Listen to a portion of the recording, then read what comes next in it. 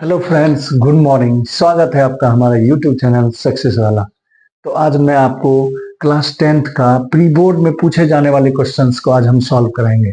यानी आपको जो है मैं जो क्वेश्चंस कराऊंगा वो आपके प्री बोर्ड में जो होगा आपको जो है, अगर आप इस क्वेश्चंस को कर लेते हैं तो आपको प्री बोर्ड में बहुत ही सिंपल लगेगा क्वेश्चन को सॉल्व करना। तो दोस्तों, आज मैं प्री बोर्ड के सारे क्वेश्चंस को सॉल्व करवाऊंगा। तो सबसे पहला नंबर मैं आपको बता देता हूँ कि प्री बोर्ड में कितने क्वेश्चंस कितने मार्क्स के होंगे, किस टाइप के क्वेश्चंस होंगे, उसके बारे में पहले बताऊंगा। फिर मैं आपको क्वेश्चन पेपर आपको मैं क्या करूंगा, शेयर कर दूंगा। और मैं क्वेश्चंस जो हूँ शेयर कर दूंगा और उसी क्वेश्चंस को मैं आज सॉल्व करूंगा, जो कि आपके प्री बोर्ड में इससे आपको आसानी होगी और आपको 80 में 80 मार्क्स लाने में कोई भी प्रॉब्लम नहीं होगी। तो चलिए, सबसे पहले मैं आपको बता दूं कि पहला जो क्वेश्चंस होगा वो ऑब्जेक्टिव टाइप के क्वेश्चंस होंगे। तो वह होंगे 1 मार्क्स के 20 क्वेश्चंस होंगे। 20 क्वेश्चंस में से 2 क्वेश्चंस ऐसे होंगे जो आपको असर्शन और रीजन से रिलेटेड क्वेश्चंस होंगे। तो आपको पहला नंबर 20 ऑब्जेक्टिव क्वेश्चंस होंगे, जिसमें 1 मार्क्स के होंगे तो 20 मार्क्स हो गया।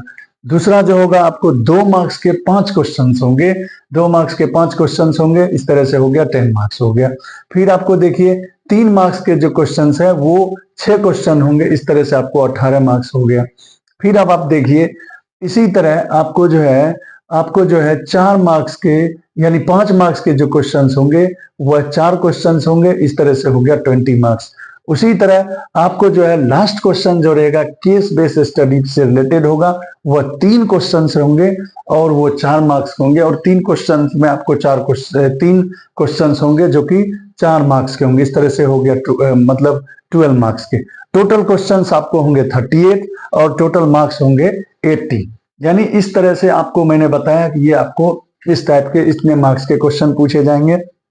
तो अब चलिए, मैं आपको प्री बोर्ड में पूछे जाने वाले क्वेश्चन को, मैं इस क्वेश्चंस को भी आपको शेयर करूंगा। मैं आपको सिर्फ सॉल्व करा रहा हूं ताकि आपको जो है प्री बोर्ड में कैसे 80 में 80 मार्क्स ला सकते हैं उसमें आपको आसानी होगा। तो चलिए, हम सारे क्वेश्चंस को लिख नहीं पाएंगे, आपको मैं शेयर कर दूंगा। तो चलिए, फर्स्ट क्वेश्चन क्या है उसके बारे में मैं आपको बताता हूं। पहला क्वेश्चन क्या कहता है, उसको हम किस तरह से सॉल्व करेंगे। तो चलिए, फर्स्ट क्वेश्चन देखिए हमें क्या कह रहा है क्या फर्स्ट क्वेश्चन सुनिए। If the LCM of p and 15, देखिए कहता है 2 नंबर है जिसका कि एलसीएम यानी एलसीएम जो है p एंड 15, 2 नंबर है। देखिए एक जो है इसकी जो एलसीएम है वह p एंड 15 का जो एलसीएम है वह दिया हुआ है आपको 30। यानी इसकी जो एलसीएम है, एलसीएम 2 नंबर है जिसकी की एलसीएम p और 15 की एलसीएम 30 दिया हुआ है। फिर इसी का एचसीएफ देखिए, इसी नंबर का एचसीएफ जो है उसी तरह करें p एंड 15 का जो एचसीएफ है वह 5 है। तो कहता है बताइए इस p की वैल्यू क्या होगी, इस p की वैल्यू क्या होगी, यानी इस p के जगह पर कौन सा नंबर होगा। तो चलिए, ये 1 मार्क्स का क्वेश्चन है तो आपको फॉर्मूला पता है। क्या पता है कि LCM into HCF equal to, आपको क्या पता है, product of 2 numbers, product of 2 numbers. यह फॉर्मूला आपने पढ़ा होगा। तो चलिए, एलसीएम इनटू एचसीएफ, तो एलसीएम आपको दिया हुआ है कितना 30 और एचसीएफ कितना दिया हुआ है 5। प्रोडक्ट ऑफ 2 नंबर्स, तो 2 नंबर आपको क्या है p एंड 15 है। देखिए यहाँ पर 2 नंबर है, वो 2 नंबर क्या है p एंड 15। तो इसी p की वैल्यू हमें फाइंड करनी है। तो चलिए, इस p का फाइंड क्या कीजिएगा, ये 30 इंटू 5, ये 15 इधर आ जाएगा और ये p की वैल्यू आप निकालिएगा। तो ये देखिए ये कट गया, तो इसलिए p बराबर कितना हो गया, तो 10 आंसर हो गया। तो यानी आपको फर्स्ट क्वेश्चन का आंसर क्या हो गया, 10 हो गया। तो आपको पहला क्वेश्चन मैंने बता दिया।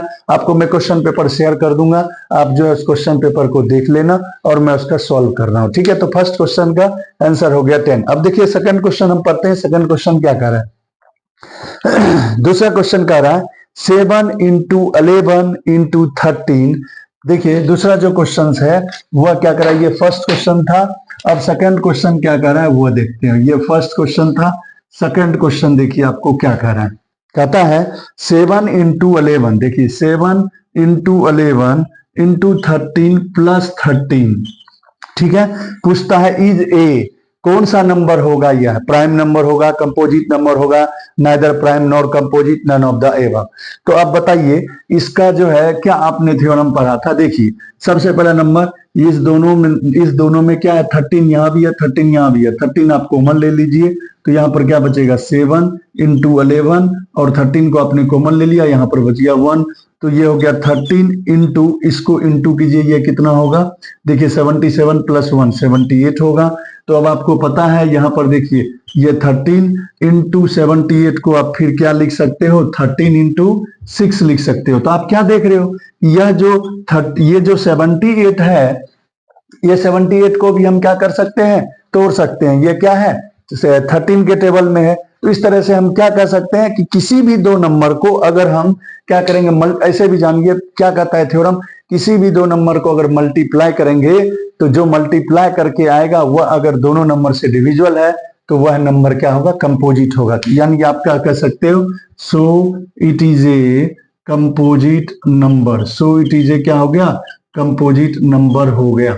तो आप जो है क्या कीजिए, इसका स्क्रीनशॉट लेते चलिए। मैं आपको नेक्स्ट क्वेश्चन नंबर 3 के बारे में बताऊंगा। क्वेश्चन नंबर 3 क्या कह रहा है, मैं आपको क्वेश्चन पेपर शेयर कर दूंगा ताकि आप क्वेश्चन देख सकते हैं। क्वेश्चन को देख के फिर आपको पता लगेगा, क्योंकि अगर मैं सारे क्वेश्चंस को लिखूंगा तो क्या होगा, बहुत टाइम लगेंगे और आपका मतलब, इसलिए जो है आपको क्वेश्चन पेपर मैं शेयर कर दूंगा। तो चलिए अब क्वेश्चन नंबर 3 क्या कहता है, 3 नंबर क्वेश्चन के बारे में पढ़ते हैं। देखिए क्वेश्चन कहता है इफ द जीरोज, देखिए if the zeros of the polynomial x square plus 4x plus 2a, देखिए क्वेश्चन में हमें जो कह रहा है उसे हम राइट डाउन करते हैं। देखिए क्या कह रहा है, उसको हम नोट करते हैं। कहता है if the zeros of the polynomial, यानी जीरोज ऑफ द, मान लीजिए यह जो है पॉलिनोमियल दिया हुआ है x square plus 4x plus 2a are alpha and, देखिए इसका जो जीरोज है, इसका जो हमें जीरोज दिया हुआ है वह जीरोज क्या दिया हुआ है, देखिए अल्फा एंड 2 बाय अल्फा, यानी इसका जीरोज दिया हुआ है। एक पॉलिनोमियल है, वह पॉलिनोमियल है x square plus 4x plus 2a और इसका जो जीरोज है अल्फा एंड 2 बाय अल्फा है। देन द वैल्यू ऑफ ए, कहता है इस ए की वैल्यू ज्ञात कीजिए। तो आप सोचिए, सबसे पहला नंबर आपको यह सोचना है, क्योंकि ये ऑब्जेक्टिव क्वेश्चन है तो इसमें ज्यादा हम डिटेल से करना पॉसिबल, मतलब डिटेल से करेंगे तो टाइम हमारा बहुत लग जाएगा। तो इसको शॉर्ट में कैसे करेंगे, देखिए हमें अल्फा की, हमें ए की वैल्यू निकालना है, यानी इस ए के जगह पर कौन सा नंबर होगा। तो इस ए की वैल्यू निकालना है तो पहले आप सोचेंगे कि पॉलिनोमियल में दो फॉर्मूला होता है। एक होता है आपको अल्फा प्लस बीटा, जिसकी फॉर्मूला ये क्या होता है, यानी अल्फा प्लस बीटा क्या कह सकते हो, ये हो गया आपको सम ऑफ जीरो। दूसरा फॉर्मूला क्या होता है, प्रोडक्ट ऑफ जीरो, वह होता है सी अपॉन ए। अब हमें यह सोचना है कि हमें किसकी वैल्यू निकालना है, 2a। तो 2a क्या है यहाँ पर, देखिए ये पहला जो होता है वो a कहलाता है, एक्स स्क्वायर का कोफिशिएंट a कहलाता है, x का कोफिशिएंट b कहलाता है और कांस्टेंट का जो कोफिशिएंट होता है वह c कहलाता है। तो हमें यहाँ पर देखिए c के जगह पर 2a है और इसी a की वैल्यू हमें फाइंड करना है। तो चलिए कैसे करेंगे, तो हम ये वाला फॉर्मूला लगाएंगे। तो ये वाला फॉर्मूला लगाइएगा। तो अब देखिए इसका जीरोज हमें पहले से दिया हुआ है, एक जीरोज, पहला जीरोज ये है और दूसरा जीरोज ये है। ये दोनों जीरोज हमें क्वेश्चन में दिया हुआ है। तो एक जीरोज हो गया अल्फा और दूसरा जीरोज हो गया 2 बाय अल्फा। और यहाँ पर देखिए सी क्या है आपको 2a है और यहाँ पर a क्या है 1 है, ठीक है। तो अब देखिए यहाँ पर ये अल्फा से अल्फा कैंसल, तो यानी ये हो गया 2 इक्वल टू 2a। तो a की वैल्यू क्या होगा 2 बाय 2, इट मीन्स 1। तो a की वैल्यू हमें फाइंड करना था, तो a की वैल्यू हमें क्या हो गया, तो a की वैल्यू हो गया हमें, यह क्वेश्चन नंबर आपको 3 था। तो यानी a की वैल्यू हमने फाइंड कर लिया, a की वैल्यू क्या निकाल लिया, 1 निकाल लिया। चलिए अब नेक्स्ट क्वेश्चन हम देखते हैं क्या कर रहे हैं। नेक्स्ट क्वेश्चन के बारे में हम पढ़ेंगे। कहता है नेक्स्ट क्वेश्चन जो है 4th, कहता है the value of k for which of the equation, देखिए यहाँ पर k की वैल्यू निकालना है। k की वैल्यू निकालना है, वो कैसे निकालेंगे वो देखिए। k की वैल्यू निकालने के लिए आपको कैसे करना है वो देखिए। 4th नंबर क्वेश्चन में क्या कह रहा है the value of k for which the equation 2x square, k की वैल्यू निकालना है 2x square plus kx plus 2 equal to 0। और यहाँ पर क्या कह रहा है, हैज इक्वल रूट्स, यानी इसके जो है इक्वल रूट्स हैं, इक्वल रूट्स हैं तो आपको कहता है के की वैल्यू ज्ञात कीजिए, के की वैल्यू फाइंड करना है। तो आप देखिए, आपको पता होना चाहिए कि क्वाड्रेटिक इक्वेशन में, जब भी क्वाड्रेटिक इक्वेशन हो तो उसमें जब इक्वल रूट्स देता है तो इट मीन्स क्या हो गया, d equal to zero, d equal to zero. तो d का वैल्यू आपको फाइंड कर, यहाँ पर देखिए हमें k की वैल्यू फाइंड करना है, तो d इक्वल टू क्या होता है formula, b square minus 4ac equal to zero. अब देखिए यहाँ पर ये जो होता है एक्स स्क्वायर का कोफिशियंट क्या कहलाता है, a कहलाता है, x का कोफिशियंट b कहलाता है, और कांस्टेंट टर्म जो होता है वो c कहलाता है। फिर से मैं बता दूं, coefficient of x square is a, coefficient of x is b, coefficient of constant term is c। तो यहाँ पर अब देखिए हमें d की वैल्यू, चूंकि इक्वल रूट्स बोला है तो इक्वल रूट्स का मतलब d इक्वल टू जीरो, तो d का वैल्यू निकालते हैं d इक्वल टू जीरो, तो d का फॉर्मूला क्या होगा, बी स्क्वायर माइनस 4ac। अब देखिए यहाँ पर b क्या है, k के जगह, b के जगह पर k रख देंगे, -4 इंटू ए हो गया 2 और c हो गया 2। अब इसे आप सॉल्व करिएगा तो ये होगा आपको के स्क्वायर माइनस ये कितना होगा 16 इक्वल टू जीरो। अब देखिए के स्क्वायर ये माइनस है, उधर जाके प्लस होगा। अब हमें के की वैल्यू निकालना, स्क्वायर है तो उधर जाके प्लस माइनस अंडर रूट होगा 16, तो प्लस माइनस अंडर रूट 16 का क्या होगा आपको, तो प्लस माइनस 4 हो जाएगा। प्लस यानी के की वैल्यू जो होगी वह होगी plus minus 4 is right answer. तो ये फोर्थ क्वेश्चन का सोल्यूशन था। अब फिफ्थ क्वेश्चन हम देखते हैं क्या कहता है। फिफ्थ क्वेश्चन क्या कर रहा है, देखिए द nth टर्म, यहां पर हम कर लेते हैं फिफ्थ नंबर। आप स्क्रीनशॉट साथ के साथ लेते चलिए ताकि क्या हो आपको कोई भी प्रॉब्लम ना हो। तो आप साथ के साथ स्क्रीनशॉट लेते जाइए। अब क्वेश्चन नंबर 5 क्या कर रहा है, दी nth टर्म ऑफ एपी, देखिए कहता है एपी है एक a,3a,5, यानी हमें क्वेश्चन में दिया हुआ है कि एक एपी है जिसका की टर्म a 3a, 5a है, पूछता है इसका nth टर्म क्या होगा। तो चलिए nth टर्म का मतलब an हो गया, तो an का फॉर्मूला क्या होता है, a plus n minus 1 into D. आपको nth टर्म का जो फॉर्मूला होता है, एपी का सवाल है तो आपको पता है कि nth टर्म का जो फॉर्मूला होता है वह क्या होता है, a plus n minus 1 into D.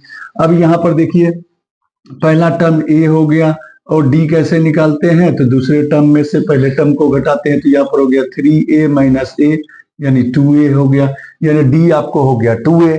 तो अब चलिए यहाँ पर हम वैल्यू को पुट करते हैं। यहाँ पर देखिए a के जगह पर a ही होगा, n हमें पता नहीं है, n को n रहने दीजिए, और d हमें पता चल गया क्या है 2a। तो अब चलिए सारे वैल्यू को सॉल्व करते हैं। तो ये हो गया a प्लस, अब 2a से इसमें इंटू करेंगे तो 2a इंटू एन करिएगा तो होगा 2an माइनस यहाँ पर होगा 2a। अब देखिए 2a में से, ये 2a में से एक को क्या होगा हम घटा लेंगे, तो यहाँ पर होगा माइनस a। अब देखिए इस दोनों में क्या है, आपको इस दोनों में आपको a है कॉमन, तो a को कॉमन ले लीजिए, a को कॉमन लीजिएगा तो ये होगा आपको क्या 2n माइनस 1, 2n माइनस 1। तो यानी इसको पूछा था nth टर्म क्या होगा, तो आप इस तरह से कह सकते हैं a इंटू 2n माइनस 1। तो यानी आपका जो फॉर्मूला है इस तरह से आपको सॉल्व हो जाएगा। तो इसका आंसर क्या होगा, 2n minus a into 2n minus 1 into a is right answer. तो आप इसका स्क्रीनशॉट लीजिए। अब मैं आपको नेक्स्ट क्वेश्चन नंबर 6 के बारे में बताऊंगा। क्वेश्चन नंबर 6 क्या कहता है वो देखिए। क्वेश्चन नंबर 6 हम पढ़ते हैं फिर उसे सॉल्व करते हैं। तो क्वेश्चन नंबर 6 देखिए आपको क्या कह रहा है। क्वेश्चन नंबर 6 कह रहा है, a vertical pole of length 6 meter casts a shadow 4 meter long on the ground, and at the same time a tower casts a shadow 24 meter long, the height of the tower। यानी क्या कहता है कि एक पोल जो है, ध्यान दीजिएगा क्वेश्चन नंबर 6 बहुत ही अच्छा क्वेश्चन है, इसे देखेंगे। कहता है a vertical pole of length 6 metre, एक पोल है, देखिए हम एक फिगर बनाते हैं, ठीक है। यहाँ पर जो है मान लीजिए ये ए है, ये बी है, ये सी है, एक पोल है। उस पोल की जो लेंथ है वो 6 मीटर है। देखिए ये लेंथ है 6 मीटर है, ठीक है। और इसकी जो कास्ट है यानी उसकी जो शैडो है, ये शैडो बनाएगी, ये देखिए शैडो बनाएगी, ये मान लीजिए इसकी शैडो है, और ये जो शैडो है वो कितना है 4 मीटर लंबा है। यानी एक वर्टिकल पोल थी जिसकी लेंथ 6 मीटर थी, 6 मीटर थी, तो उसका शैडो 4 मीटर बन रहा है। उसी टाइम कहता है 4 meter long on the ground and at the same time a tower cast, कहता उसी टाइम एक टावर है, यानी एक मतलब कहने का मतलब एक टावर है, कि मान लीजिए ये एक टावर है, यह एक टावर है, मैं इससे थोड़ा सा बड़ा टावर बना लेता हूं, ठीक है। इसका नाम लिख देता हूं, ABC हो गया, इसका मान लीजिए P है, Q है, R है, ठीक है। तो एक दूसरी टावर है जिसकी जो शैडो जो है, and the same time a tower cast a shadow 24 meter, यानी इसकी जो शैडो का ये जो है आपको टावर, इसकी जो शैडो है वह है 24 मीटर, क्या बनाती है, शैडो बनाती है। तो पूछता है इसकी जो हाइट है वह क्या होगी, यह पूछ रही है, इसकी जो होगी हाइट क्या होगी। तो सबसे पहला नंबर आप यहां पर ध्यान दीजिए, आपको क्या करना है कि इसकी हाइट पूछ रही है क्या होगी, यानी हाइट ऑफ टावर। मान लेते हैं हाइट ऑफ टावर क्या है आपको, x है, मान लीजिए हाइट ऑफ टावर आपको x मीटर है। इस क्वेश्चन को मैंने बता दिया, तो इसे हम क्या करते हैं, एक बार मिटा देते हैं ताकि आपको कंफ्यूजन ना हो कि हमने क्या लिखा है नहीं लिखा है, फिर आपको प्रॉब्लम होगा। तो चलिए अब यहां पर देखिए, तो यहां पर हम जो है, यह हो गया R, मैंने यहां पर जो नाम दिया। तो कहने का मतलब यह जो है एक वर्टिकल पोल है और यह भी एक टावर है, और यहाँ पर जो है इसकी जो हाइट है वो 6 मीटर है, जबकि इसका शैडो 4 मीटर है। और इस टावर ये जो टावर है, इस टावर की जो शैडो बनाई है 24 मीटर है, तो कहती है कि उस टावर की हाइट क्या होगी। तो सबसे पहला नंबर आप क्या कीजिए, आपको क्या पता होना चाहिए, देखिए यह जो है अब जो है यह वर्टिकल पोल है और यह जो टावर है, यानी यह जो है 90 डिग्री का एंगल फॉर्म करेगा, यह भी 90 डिग्री का एंगल फॉर्म करेगा। पहले हम क्या करेंगे, दोनों ट्रायंगल को सिमिलरिटी कर लेते हैं। दोनों ट्रायंगल को सिमिलर कैसे करोगे, तो आपको पता है, देखिए यह एक राइट एंगल फॉर्म कर रहा है और दूसरा यहाँ पर जो एंगल ऑफ एलिवेशन है दोनों का सेम होगा। तो इसके बेसिस पर हम कह सकते हैं कि दोनों ट्रायंगल जो है आपस में सिमिलर है। दोनों ट्रायंगल आपस में क्या होंगे, सिमिलर होंगे। कैसे होंगे, यहां पर हम डायरेक्ट लिख देते, देखिए ट्रायंगल ये जो ABC, चूंकि ऑब्जेक्टिव है, ऑब्जेक्टिव 1 मार्क्स का है, तो 1 मार्क्स में हम क्या है, अगर डिटेल से करेंगे तो हमारा टाइम बहुत ज्यादा लगने वाला है, इसलिए हम क्या कह सकते हैं, triangle ABC similar triangle PQR कैसे है, तो मैंने आपको बता भी दिया। एक देखिए यह हो गया 90 डिग्री और दोनों का जो एंगल ऑफ एलिवेशन है हमें क्वेश्चन में ही दिया हुआ है सेम टाइम, यानी दोनों का जो एंगल ऑफ एलिवेशन है वह होगा सेम।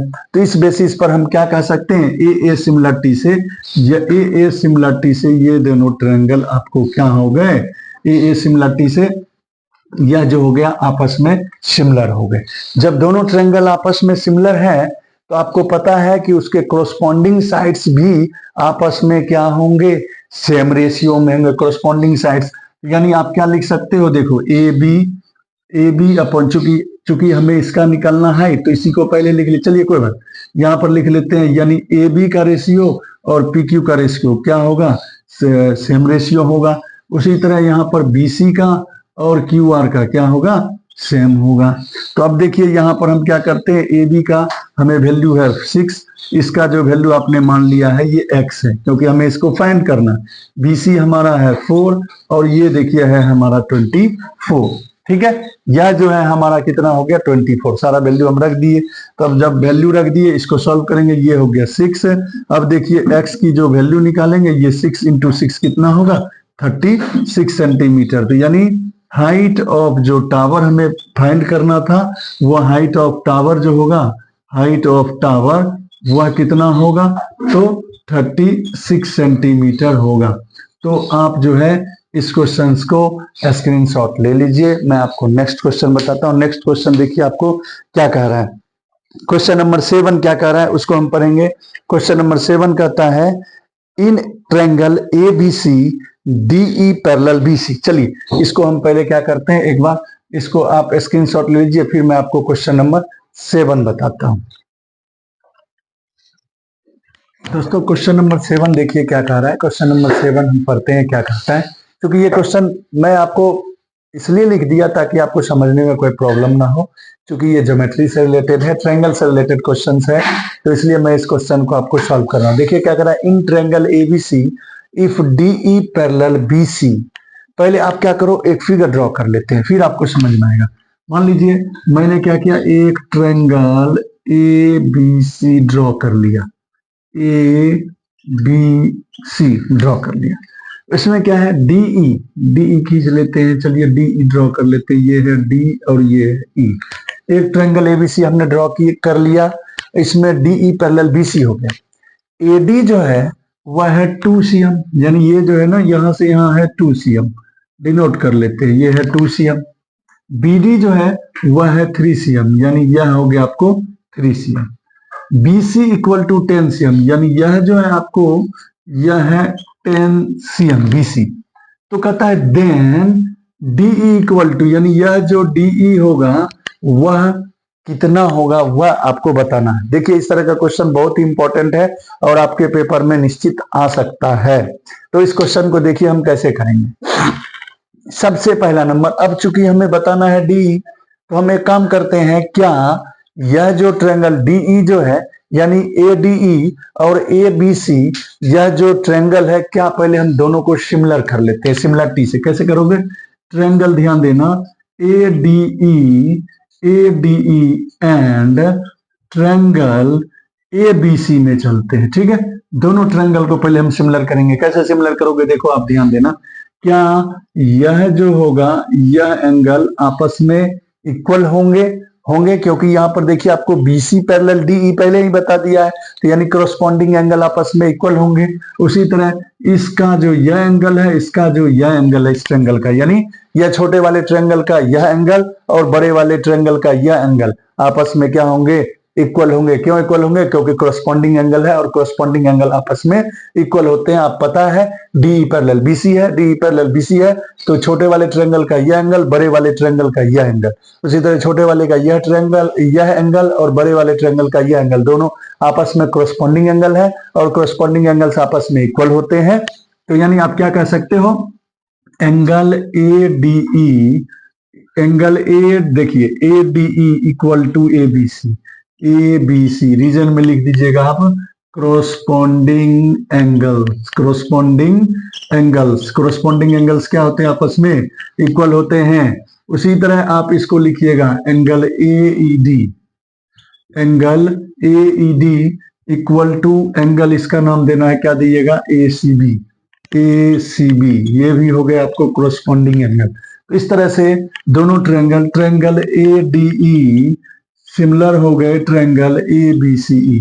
अब जब दो ट्रायंगल आपको सिमिलर होते हैं, तो आपको पता है जब दो ट्रायंगल आपस में सिमिलर होते हैं तो उसके जो साइड होते हैं वह आपस में क्या होंगे, रेशियो में होंगे, यानी सेम प्रोपोर्शनल में होंगे। तो यानी आप क्या कह सकते हो इसके आधार पर कि AD, देखिए यह AD upon AB, AD upon AB, क्योंकि उसके जो साइड्स होंगे वो सेम रेशियो होंगे। सिमिलरिटी का रूल क्या कहता है कि अगर दो ट्रायंगल आपस में सिमिलर है तो उसके जो आपको साइड्स होंगे वो सेम रेशियो में होंगे। तो यानी यहां पर हमने लिया AD अपॉन AB, उसी तरह यहां पर लेंगे DE अपॉन BC, ठीक है, DE अपॉन BC। अब क्या करिए, वैल्यू सबका पुट कर लीजिए। AD आपको क्या है, 2 है। AB क्या होगा, देखिए AB यहां से यहां है, तो यानी इस दोनों को जोड़ लेंगे, यानी 2 + 3 हो गया। अब देखिए DE तो हमें फाइंड ही करना है, क्योंकि यहाँ पर हमें क्वेश्चन पूछा था DE क्या होगा, DE फाइंड करना है। और BC आपको कितना है, 10 है, 10 रख दिए, ठीक है। अब इसको सॉल्व करते हैं, तो ये देखिए 2 बाय यहाँ नीचे पर होगा 5 और ये DE अपॉन ये हो गया 10। अब DE का वैल्यू निकालना है, तो देखिए D का वैल्यू ये होगा 2 × 10, 2 × 10 नीचे में 5 ही रहेगा इक्वल टू DE। इसे सॉल्व कर लीजिए, तो यानी DE जो होगा वह होगा 4cm। यानी हमें पूछा था DE किसके इक्वल होगा, तो इसमें ऑप्शन नंबर C। तो DE कितना हो गया आपको, 4cm हो गया। तो आप इस क्वेश्चन को स्क्रीनशॉट ले लीजिए, ये 1 मार्क्स में पूछा है और मैं क्वेश्चन इसलिए आपको लिखा, हो सकता है यह क्वेश्चन आपको 2 मार्क्स में भी पूछ सकता है। तो इसलिए मैंने इस क्वेश्चन को लिखा, क्योंकि यह क्वेश्चन 1 मार्क्स के लायक नहीं है, ये 2 मार्क्स में पूछ सकता है, लेकिन पूछा गया है क्वेश्चन, तो इसलिए मैं आपको बताया हूं। तो आप इस क्वेश्चन का स्क्रीनशॉट ले लीजिए। अब मैं आपको क्वेश्चन नंबर 8 बताऊंगा।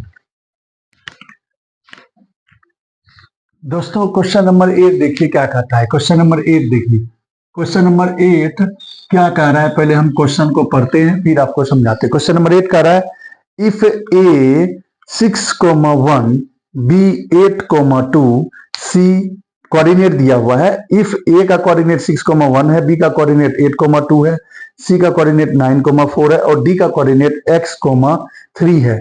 Are vertices of a parallelogram A B C D, then the value of x की वैल्यू क्या होगा। पहले हम क्या करते हैं, एक पैरेललोग्राम ड्रॉ कर लेते हैं। एक पैरेललोग्राम ड्रॉ करके फिर जो है उसकी वर्टिसेस को लिखते हैं, फिर आपको समझ में आएगा। ए का जो वर्टिसेस दिया हुआ है वह दिया हुआ है 6,1, ठीक है। बी का जो वर्टिसेस दिया हुआ है वह दिया हुआ है 8,2, ये बी हो गया। और सी का जो वर्टिसेस दिया हुआ है वह 9,4 है और डी का जो वर्टिसेस है वह दिया हुआ है x,3, ठीक है।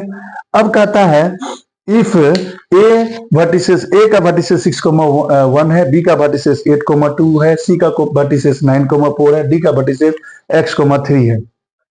पैरेललोग्राम का है, then find the value of x, कहता है x की वैल्यू आपको फाइंड करना है। तो आपने क्या थ्योरम पढ़ा है कि पैरेललोग्राम, देखिए इस x की वैल्यू हमको फाइंड करनी है। तो आप क्या पढ़े हो कि पैरेललोग्राम के जो डायगोनल होंगे वह क्या होते हैं। देखिए पैरेललोग्राम के डायगोनल, एक डायगोनल यह हो गया, दूसरा डायगोनल यह हो गया।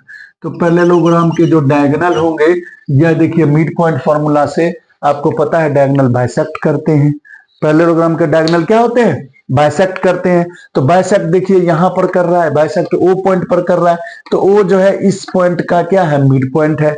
तो क्या हम इस मिड पॉइंट फॉर्मूला से इसे फाइंड कर सकते हैं, कर सकते हैं। तो चलिए कैसे करेंगे, देखिए आपको पता है O is mid point, O is mid point of A C या ए बी डी है। पहले बी डी करते हैं, बी डी को करते हैं। तो चूंकि हमें x की वैल्यू निकालना है तो इसलिए हम पहले x टर्म को ही लेते हैं, ठीक है, x टर्म को। उसी तरह o is the mid point of B D and A C, दोनों का है बी डी। और देखिए यहाँ पर ये जो है o बी डी का भी मिड पॉइंट है और ए सी का भी मिड पॉइंट है। चूंकि हमें x का वैल्यू निकालना है तो AC में भी हम क्या करेंगे, x का वैल्यू हम निकाल लेंगे और BD में भी हम क्या करेंगे, x का वैल्यू निकाल लेंगे। x का वैल्यू का मतलब क्या, मिड पॉइंट का फॉर्मूला क्या होता है आपको पता है। पहले देखिए x1 प्लस x2/2 होता है, ठीक है। उसी तरह चूंकि यह आप निकाल रहे हो किसका, तो BD के लिए निकाले हो।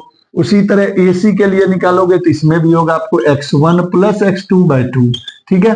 ये BD डायगोनल के लिए हम निकाल रहे हैं और यह AC डायगोनल के लिए हम मिड पॉइंट निकाल रहे हैं। तो मिड पॉइंट का फॉर्मूला क्या होता है, चूंकि हमें x का वैल्यू निकालना है इसलिए x पर हम केयर करेंगे, x1 प्लस x2/2, यहां पर भी x1 प्लस x2/2 होगा। तो चलिए BD के लिए अब यहां पर ध्यान दीजिए, BD के लिए ये B है और ये D है। तो यहां पर देखिए क्या होगा, x प्लस 8, ये x1 हुआ, ये x2 हुआ, तो x प्लस 8/2।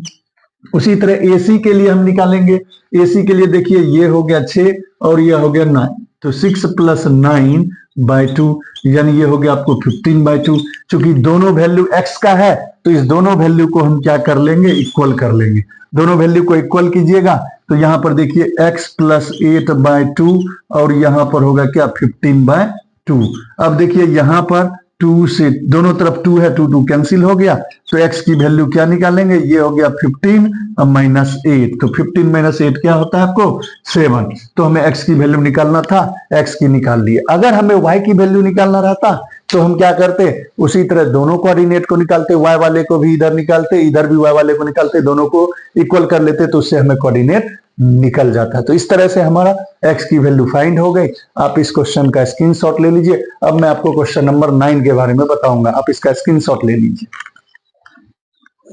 दोस्तों क्वेश्चन नंबर 9 के बारे में हम पढ़ेंगे। क्वेश्चन नंबर 9 क्या कर रहा है, देखिए cos स्क्वायर ए प्लस 1/1 प्लस कॉट स्क्वायर ए का कहता है कि आपको वैल्यू फाइंड करना है। कहता है find the value of cos square A plus 1/1 plus cot square a.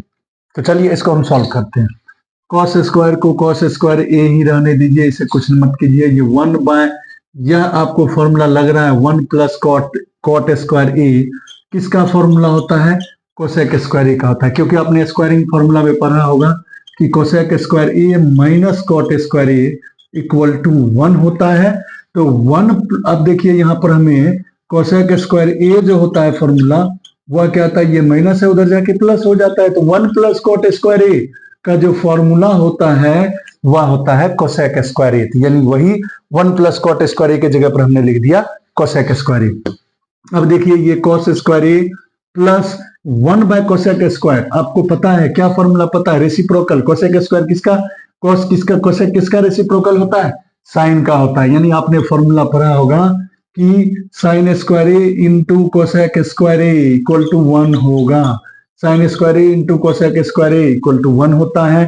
तो अब देखिए यहाँ पर sine square A equal to ये मल्टीप्लाई है, उधर जाके क्या होता है, डिवाइड होता है। तो आप यहाँ पर क्या कर सकते हो कि 1 अपॉन कोसेक स्क्वायर ए की जगह पर आप लिख सकते हो साइन स्क्वायर ए। देखिए सारा फॉर्मूला का कमाल है।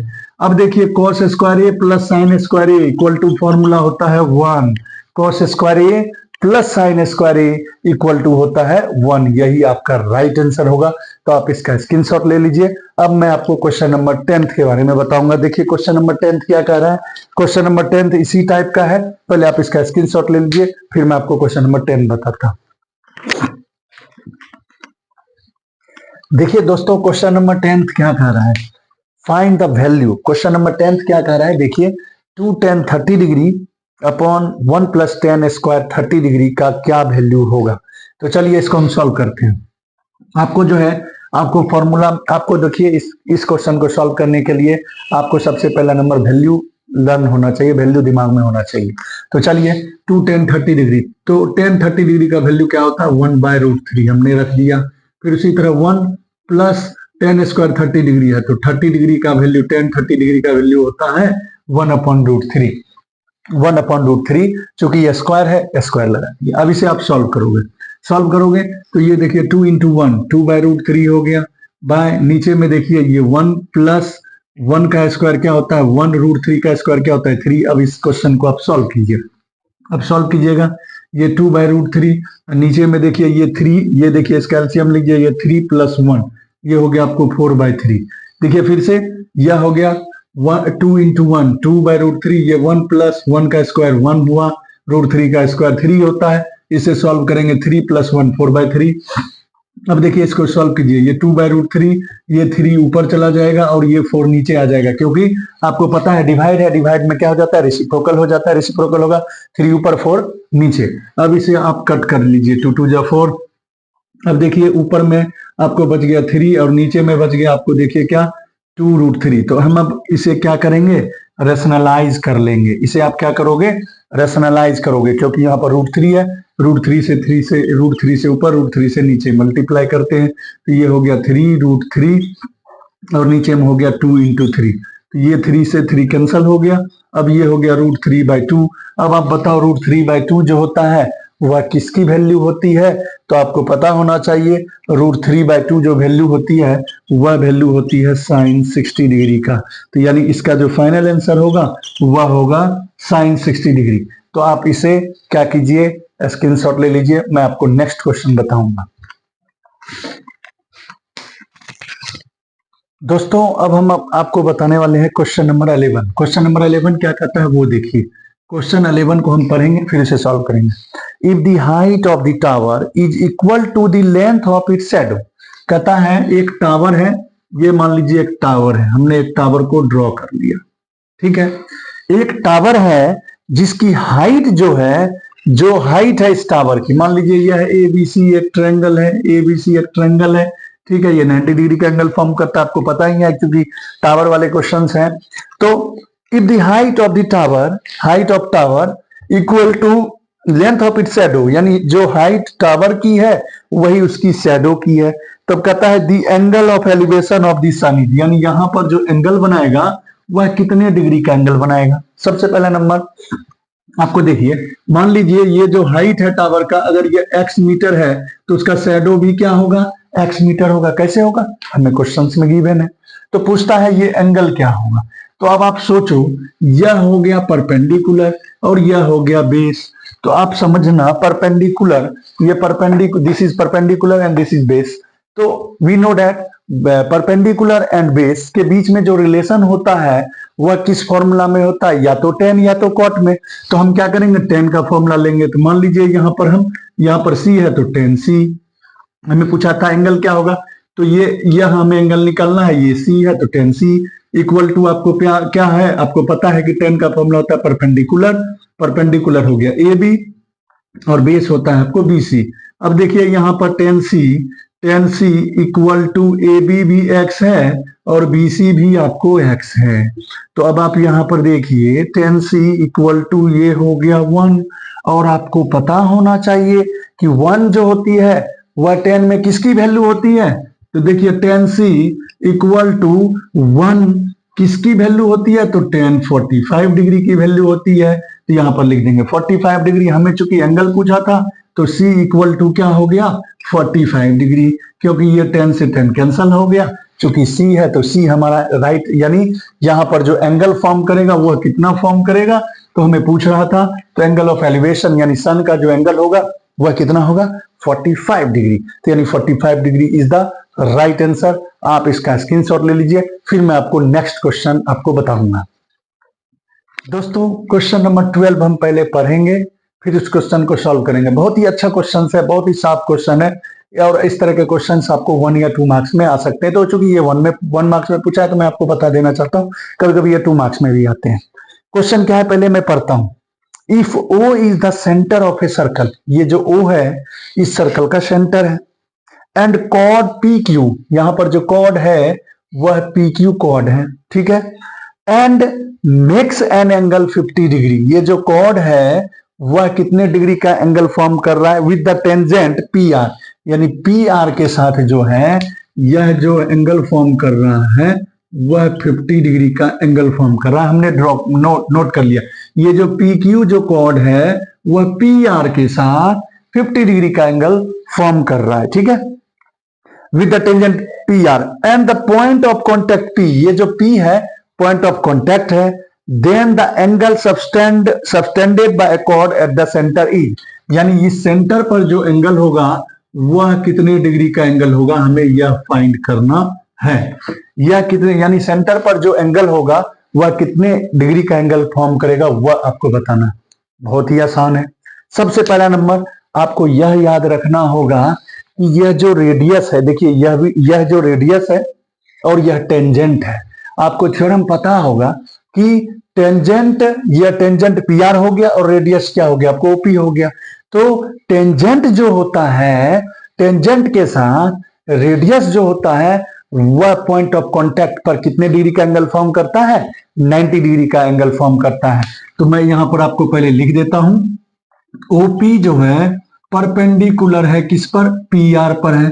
क्यों, आपको क्या रीजन याद रखना होगा, रीजन में आपको याद रखना होगा रेडियस एंड ये क्या हुआ tangent, radius and tangent are perpendicular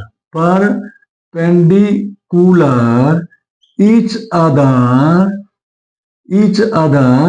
at point of contact, आपको ये याद रखना होगा, थ्योरम आप लोगों ने पढ़ा होगा कि रेडियस और टेंजेंट जो होते हैं परपेंडिकुलर होते हैं ईच अदर, कहां तो एट पॉइंट ऑफ कांटेक्ट। तो इसी के वजह से यह जो होगा यह हो गया आपको 90 डिग्री, यानी यह जो यहां से यहां बनाएगा वह बनाएगा 90 डिग्री।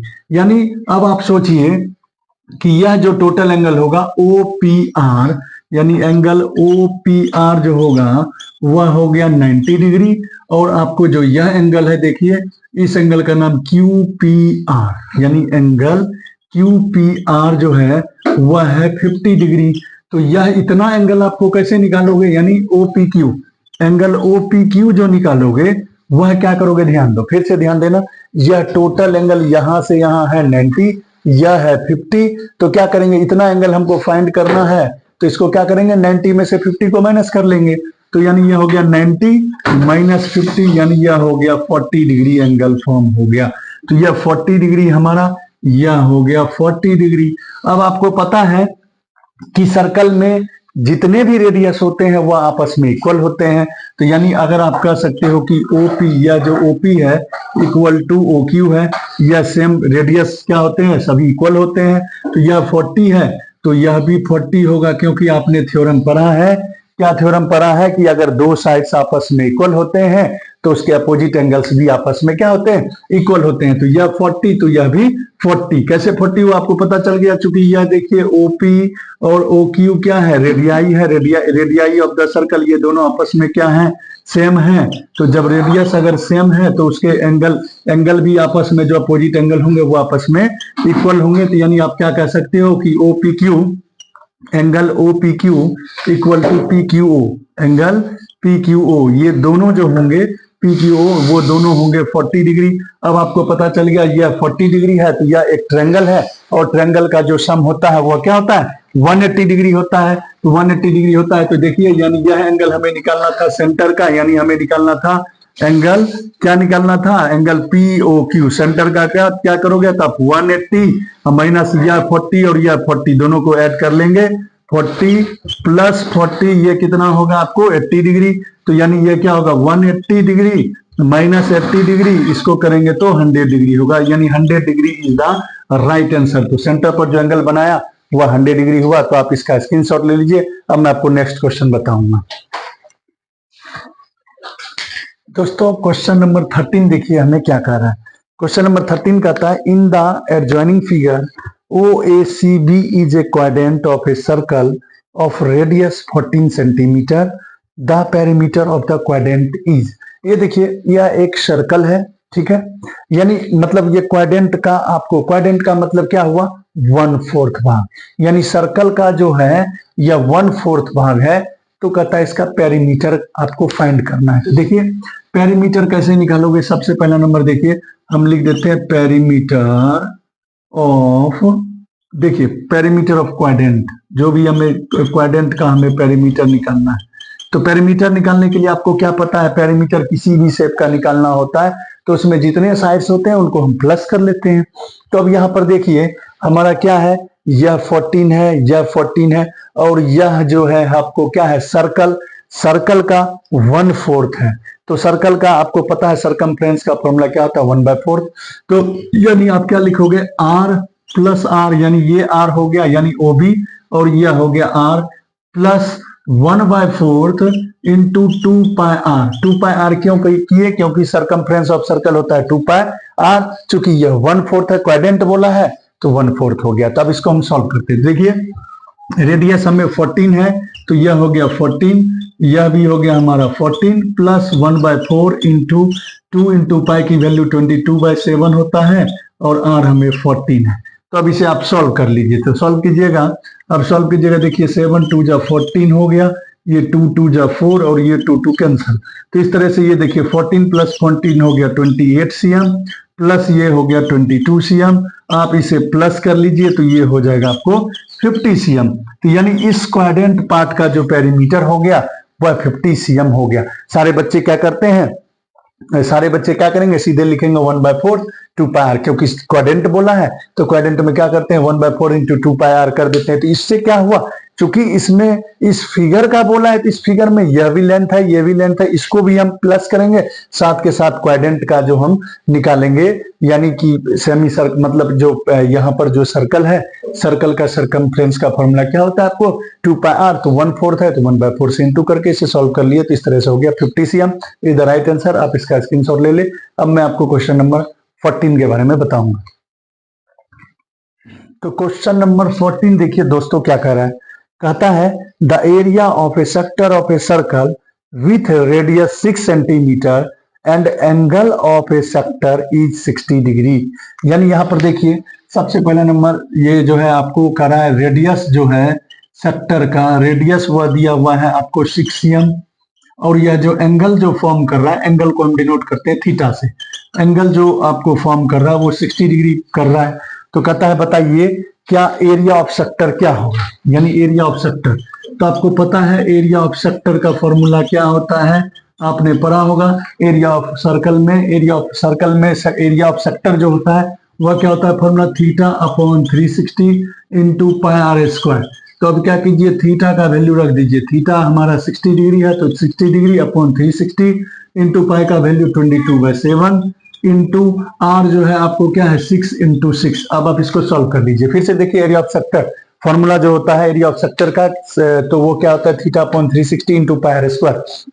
थीटा हमारा 60 है, 60 अपॉन 360 मल्टीप्लाई पाई की वैल्यू हमने रख दिया 22/7 इंटू आर हो गया आपको 6 मल्टीप्लाई 6। अब इसे आप सॉल्व कीजिएगा। देखिए ये जो होगा 6 टाइम्स में कट जाएगा, ये 6 से 6 गया, तो अब यहाँ पर ऊपर में कितना बच गया आपको 132/7 ये सेंटीमीटर स्क्वायर। इतना लगा के आप छोड़ दीजिए।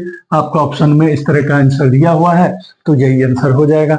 तो यह आपको क्वेश्चन नंबर 14 था। आप इसका स्क्रीनशॉट ले लीजिए। अब मैं आपको क्वेश्चन नंबर 15 के बारे में बताऊंगा। आप इसका एक बार स्क्रीनशॉट ले लीजिए, फिर मैं आपको क्वेश्चन नंबर 15 बताता हूं। दोस्तों क्वेश्चन नंबर 15 क्या कह रहा है, उस क्वेश्चन को हम पढ़ते हैं फिर उसे सॉल्व करते हैं। देखिए क्वेश्चन नंबर 15 हमारा क्या है, कहता है 2 cubes each of volume 22 centimetre are joined end to end. यानी 2 क्यूब है जिसकी वॉल्यूम जो है 22 centimetre cube are joint end to end the surface area of the resultant cuboid. कहता है क्यूबाइड का सरफेस एरिया क्या होगा अगर 2 क्यूब को हम जोड़ते हैं जिसका कि जो है वॉल्यूम 22 सेंटीमीटर दिया हुआ है। तो चलिए सबसे पहला नंबर आपको पता होना चाहिए कि वॉल्यूम ऑफ क्यूब जो होता है वह क्या होता है आपको ए क्यूब। ए क्यूब मतलब side into side into side 3 बार करना है। तो सबसे पहला नंबर हमें साइड फाइंड कर लेते हैं कि आखिर क्यूब का साइड क्या था। तो अब देखिए वॉल्यूम ऑफ क्यूब का फॉर्मूला होता है क्या, side into side into side 3 बार। इसकी जो वॉल्यूम दिया हुआ है वह 27 दिया हुआ है और यहाँ पर ए क्यूब है। अब आप बताओ यह जो होगा 27 जो है किसका क्यूब होता है आपको पता है, 3 का क्यूब होता है। तो यानी ए की जो वैल्यू है यहाँ पर हम मान लेते हैं let side B, let side of cube A, let side of cube यानी ए हम मान लिए इसलिए ए पर कर दिए, ठीक है। तो इस तरह से हमारा क्या हो गया, ए जो निकल गया वह निकल गया हमारा 3cm। अब ए यानी कि जो आपको पता है कि क्यूब जो होते हैं क्यूब के सभी साइड्स आपस में इक्वल होते हैं। तो अब देखिए 2 क्यूब को अगर आप जोड़ोगे, मान लीजिए यहाँ पर मान लीजिए ये एक क्यूब है, सपोज दैट मैं एक फिगर ड्रॉ करता हूं, ये मान लीजिए आपको एक क्यूब है, मैं अभी आपको फिगर ड्रॉ कर रहा हूं, तो ये दूसरा क्यूब है, ठीक है। ये दोनों क्यूब का क्या कह रहा है कि इन टू एंड को जोड़ना। ये तो अभी एक ही क्यूब में बनाया हूं, ठीक है, एक क्यूब में आपको रफ स्केच कर रहा हूं। फिर इसी में दूसरा क्यूब है, मान लीजिए ये, देखिए हम आपको समझाने की कोशिश कर रहे हैं। यह मान लीजिए आपको इसका एंड हो गया, इसका जो दूसरा एंड है वो इस तरह से होगा। तो इस तरह से होगा तो आपको क्या नजर आ रहा है, देखिए कि हम अगर 2 क्यूब को ऐड करते हैं, 2 क्यूब को अगर हम जोड़ते हैं, तो 2 क्यूब को जोड़ेंगे तो उसकी जो लेंथ होगी वह क्या हो जाएगी। देखिए ये यहां से अगर 3cm है, यह भी यहां से यहाँ 3cm है, तो क्यूबाइड का जो लेंथ है वह हो जाएगा 6cm। बाद बाकी जो है और किसी में कोई चेंजेस नहीं आएंगे, सिर्फ उसके क्या होंगे, क्यूबाइड के लेंथ जो होंगे वह जुड़ जाएंगे। तो लेंथ ऑफ क्यूबाइड जो होंगे, लेंथ ऑफ क्यूबाइड वह क्या होंगे आपको 3 + 3 हो जाएंगे यानी 6cm होंगे, जबकि ब्रेथ जो होगा वह 3cm ही रहेगा और हाइट जो होगा वह 3cm ही रहेगा, क्योंकि इन टू एंड जोड़े हैं तो इसका लेंथ जो होगा 3 + 3 6 हो जाएगा, जबकि ब्रेथ 3 ही रहेगा और हाइट भी 3 ही रहेगा। तो अब चलिए इसका पूछा था सरफेस एरिया। तो देखिए surface area of cuboid, surface area of cuboid का फॉर्मूला क्या होता है, 2 × LB + BH + HL होता है।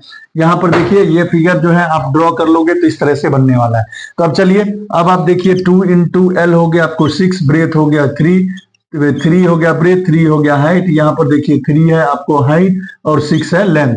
अब इन सभी को सॉल्व करते हैं, ये हो गया 18, ये हो गया 9, ये भी 18, यानी 18 + 9 प्लस यहाँ पर 18, सभी को प्लस कर लीजिए और 2 से इंटू कीजिए।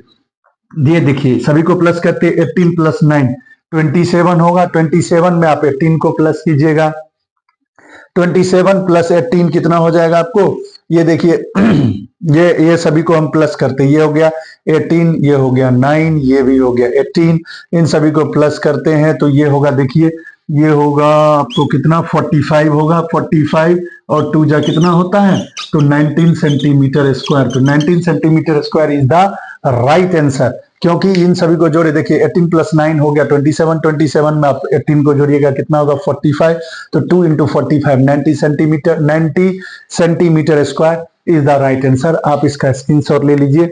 अब मैं आपको नेक्स्ट जो है क्वेश्चन 16 नंबर बताऊंगा, आप इसका स्क्रीनशॉट ले लीजिए। दोस्तों क्वेश्चन नंबर 16 क्या कहता है, ध्यान दीजिए। If the value of mean and mod, देखिए यहां पर मीन और मॉड हमें दिया हुआ है। मीन कह रहा है 10 cm है, सॉरी मीन 10 है और मॉड जो है आपको 7 है। ठीक है, हमें किसी क्वेश्चंस में कहता है मीन आपको 10 है, मॉड आपको 7 है। फिर से देखिए क्वेश्चन क्या, अगर पहले पढ़ते हैं, if the value of mean and mode are 10 and 7 respectively then the value of median, कहता है मीडियन क्या होगा। यानी हमें पूछ रहा है मीडियन क्या होगा। तो सबसे पहला नंबर आपको फॉर्मूला याद होना चाहिए। फॉर्मूला क्या होता है, mode equal to 3 median minus 2 mean. आपको फॉर्मूला जो है, यह जो फॉर्मूला आप पढ़े होंगे, नहीं पढ़े होंगे तो आपको मैं बता देना चाहता हूं, इस फॉर्मूला को माइंड में रखिए। इस फॉर्मूला से क्वेश्चन जरूर पूछता है, आपको इस फॉर्मूला को याद रखना है। Mode equal to 3 median minus 2 mean होता है। अब जो वैल्यू दिया हुआ है यहां पर हम पुट कर लेते हैं। देखिए मॉड हमें 7 है और हमें मीडियन निकालना है, तो मीडियन रहने दीजिए 3 इंटू मीडियन। अब देखिए -2 इंटू मीन, मीन आपको है 10। अब इसको हम सॉल्व करेंगे। ये देखिए 20 होगा, माइनस है इधर आके प्लस हो जाएगा, यहाँ पर हो गया प्लस, यहाँ पर हो गया 3 मीडियन। ठीक है, ये देखिए 2 10 जा 20 और ये 20 माइनस में इधर आके प्लस में आ गया। इस तरह से इसे सॉल्व कीजिए। 27 इक्वल टू हो गया 3 मीडियन। अब चलिए हम मीडियन की वैल्यू को निकालना है, तो मीडियन इक्वल टू क्या होगा, तो ये इधर आके डिवाइड होगा, तो 27 डिवाइड 3 यानी 9 हो गया। तो 9 इज द राइट आंसर। आप इसका स्क्रीनशॉट ले लीजिए। अब मैं आपको क्वेश्चन नंबर 17 बताऊंगा, तो आप इसका क्वेश्चन को स्क्रीनशॉट ले लें। दोस्तों अब मैं आपको क्वेश्चन नंबर 17 के बारे में बताऊंगा। क्वेश्चन नंबर 17 क्या कह रहा है। दोस्तों मैं जितने क्वेश्चंस को आपको सॉल्व करा रहा हूं, उन सारे क्वेश्चंस को आप जरूर घर में करना। अगर आप घर में करते हो तो आपको 80 में 80 नंबर लाने से कोई भी नहीं रोक सकता है, क्योंकि आप जितना उस क्वेश्चंस को सॉल्व करोगे, प्रैक्टिस करोगे, तो उसके बेसिस पे आपके प्री बोर्ड में क्वेश्चन पूछे जाएंगे। और दोस्तों जिन्होंने अभी तक मेरे चैनल को सब्सक्राइब नहीं किया है, वो हमारे चैनल को जरूर सब्सक्राइब करें, लाइक करें, शेयर करें, ताकि इससे क्या होगा, हमें ये पता चलेगा आप मेरे, अगर मैं जो आपको बता रहा हूँ अगर आप इसे लाइक करते हो, शेयर करते हो, तो क्या होता है, हमें बहुत खुशी होती है, बहुत ही अच्छा लगता है कि आप जो हमारे चैनल को लाइक भी कर रहे हो, वीडियो को शेयर भी कर रहे हो। तो आप जो है, अब देखिए हम पढ़ते हैं क्वेश्चन नंबर 17। क्वेश्चन नंबर 17 क्या कह रहा है, देखिए क्वेश्चन नंबर 17 हम पढ़ते हैं, फिर उसे सॉल्व करते हैं। ठीक है, क्वेश्चन नंबर 17 कह रहा है ए बैग कंटेन्स 3 रेड।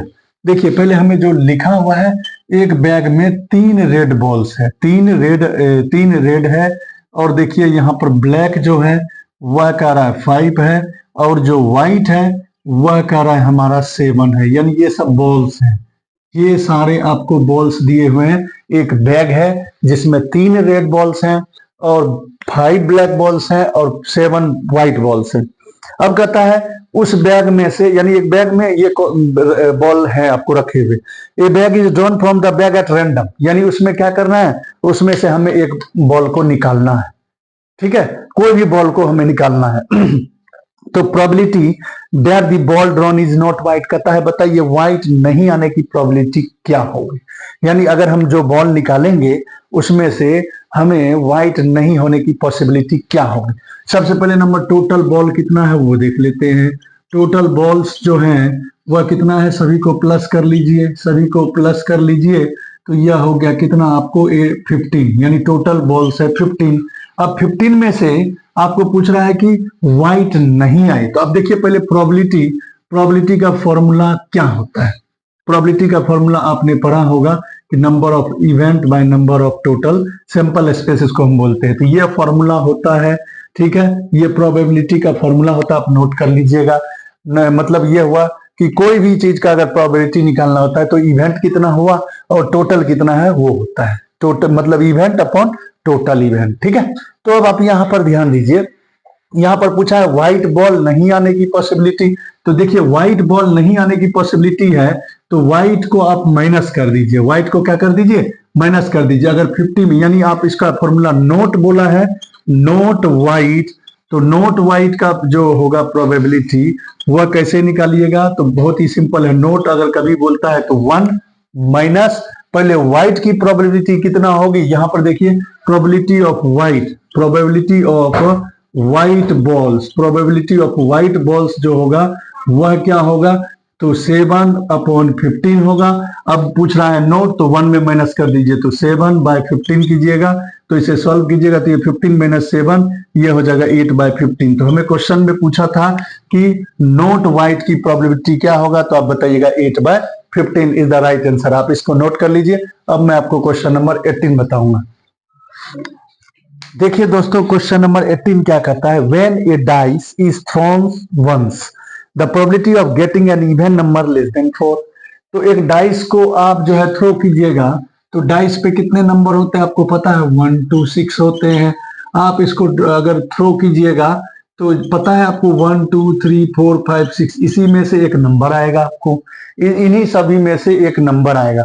तो अब आपको यहां पर देखिए क्या कह रहा है कि इसमें हमें कह रहा है कि when a dice is thrown once the probability of getting an even number less than 4। तो देखिए 4 से, ये 4 से लेस इवन नंबर क्या होगा, 2 है। तो यानी 2 जो होगा आने की पॉसिबिलिटी कितना होगा, 1 होगा। आपको तुरंत हम बताएं, देखिए प्रोबेबिलिटी यहां पर जो हमें अभी तुरंत हम बताए थे, प्रोबेबिलिटी जो होता है किसी नंबर का वो फॉर्मूला क्या होता है, इवेंट बाय टोटल जो होता है, सिंपल स्पेस वो होता है। तो अब देखिए 4 से लेस इवन नंबर पूछा है, 4 से लेस इवन नंबर आने की पॉसिबिलिटी क्या होगी, तो ये देखिए एक ही आएगा, वो है 2। तो यानी यहाँ पर जो प्रोबेबिलिटी होगा, इवेंट होगा 1 और टोटल जो होता है 1 2 3 6। तो यानी इसका आंसर क्या होगा आपको 1/6, यानी 1/6 इज राइट आंसर। तो चलिए यह हो गया आपको आंसर। अब हम आपको क्वेश्चन नंबर बताने वाले हैं 19 और 20। 19 और 20 जो क्वेश्चन होगा वह असर्शन रीजन होंगे। तो देखिए असर्शन रीजन का क्वेश्चन हम कैसे सॉल्व करते हैं वो ध्यान दीजिएगा।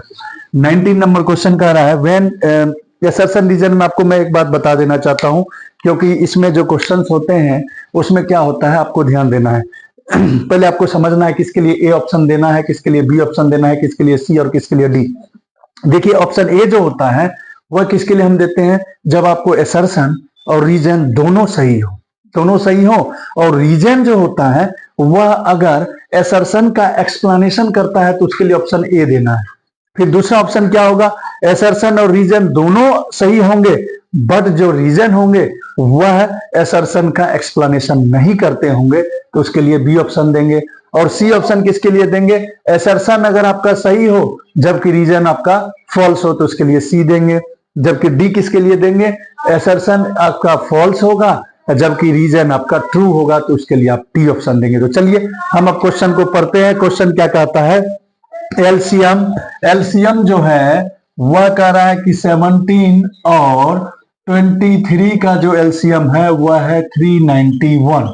एलसीएम जो है 17 और 23 का जो दिया हुआ है वह 391 है इसका एलसीएम। अब देखिए ये असर्शन था।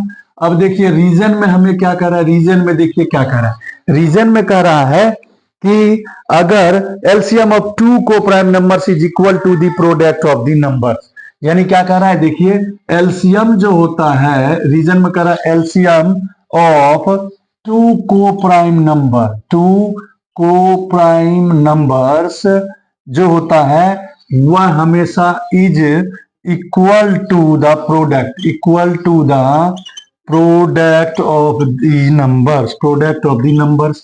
तो ये भी बात सही है। क्या सही है कि एलसीएम जो होता है दो को प्राइम नंबर का वह हमेशा जो होता है उस दोनों नंबर के प्रोडक्ट के इक्वल होते हैं। तो यानी असर्शन भी सही है, रीजन भी सही है, और जो हमें लग रहा है कि रीजन जो है असर्शन का सही एक्सप्लेनेशन कर रहा है, तो इसलिए इसका ऑप्शन नंबर ए हम डालेंगे। ए इज द राइट आंसर। अब देखिए 20 नंबर क्वेश्चन क्या कह रहा है, 20 को हम पढ़ेंगे। 20 नंबर जो क्वेश्चन है वह भी असर्शन रीजन से रिलेटेड है। तो देखिए असर्शन रीजन से रिलेटेड है, आप इसको पहले एक बार स्क्रीनशॉट ले लीजिए। 20 नंबर क्वेश्चन क्या है, थोड़ा सा उसको हम अच्छे से समझाएंगे।